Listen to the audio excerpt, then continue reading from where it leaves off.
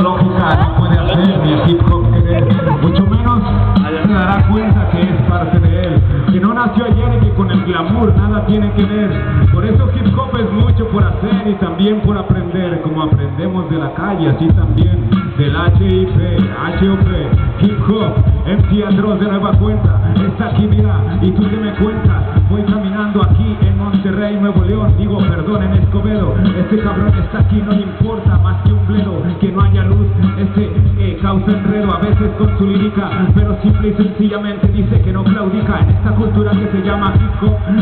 representación de Gómez Palacio Durango, está aquí el rango bajo mi hermano, aquí está con el Frog y el Anco, también está por aquí el Pepe de Ermitaños Flow, está por ahí el Betouch y algunos que brillan por su ausencia, pero están dentro de nuestra conciencia, vamos caminando siempre con paciencia ante esta vida ruda, ante esta autoridad cruda, hacemos lo nuestro, mira, aquí estamos, yeah.